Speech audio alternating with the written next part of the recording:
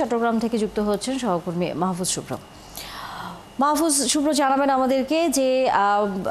ক্যাম্পাসের সর্বশেষ খবরের পাশাপাশি তদন্ত কমিটি গঠন করার কথা বলেছে বিশ্ববিদ্যালয় প্রশাসন।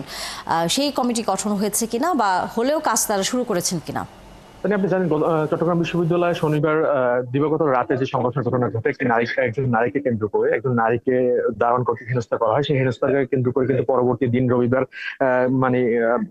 ভয়াবহ সংঘর্ষের ঘটনা ঘটে এবং গতকালকে আমরা দেখেছি যে বিকাল 4টা পর্যন্ত সেই সংঘর্ষ চলমান ছিল এবং 4টার পরে যখন পুলিশ প্রশাসন এবং আর্মি সেনাবাহিনী যৌথ বাহিনী যখন আসেন তখন কিন্তু পরিস্থিতি কিছু শান্ত হয়। এই ঘটনায় কিন্তু বিশ্ববিদ্যালয় প্রশাসনের পক্ষ থেকে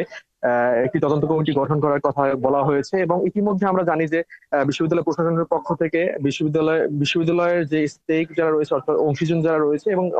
এখানকার স্থানীয় যে লোকজন রয়েছে তাদের সাথে সম্প্রীতি বজায় রাখার জন্য, শান্তি বজায় রাখার জন্য কিন্তু একটি 21 সদস্য বিশিষ্ট একটি কমিটি ইতিমধ্যে গঠন করা হয়েছে এবং আমরা শিক্ষার্থীদের সাথে কথা বলেছি। শিক্ষার্থীদের কিন্তু তারা প্রশাসনের যে অ্যাক্টিভিটিস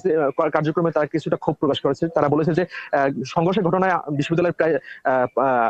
কয়েক শতাধিক শিক্ষার্থী আহত হয়েছে, তবে এখন পর্যন্ত কিন্তু কোনো ধরনের কাউকে কিন্তু গ্রেফতারের আওতায় আনা হয় না এবং যৌথ বাহিনী যে অভিযান পরিচালনা করছে আমরা যেটি দেখছি যে বিশ্ববিদ্যালয়ের বিভিন্ন জায়গায় তারা কিন্তু টহল দিচ্ছে, কিন্তু এখন পর্যন্ত কিন্তু কোনো ধরনের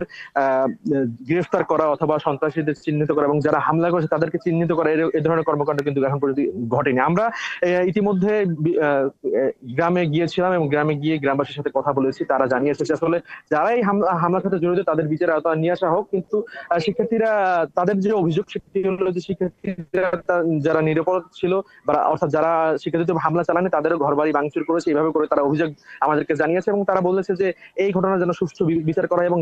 যারা আসলে এই সংঘর্ষের সাথে জড়িত ছিল না তাদের যে ঘর বাড়ি ভাঙা হয়েছে সেই বিষয়ে যেন পুনরাবৃত্তি না ঘটে সেই বিষয়ে কিন্তু গ্রামবাসী আমাদেরকে জানিয়েছে এবং শিক্ষার্থীরা যেটি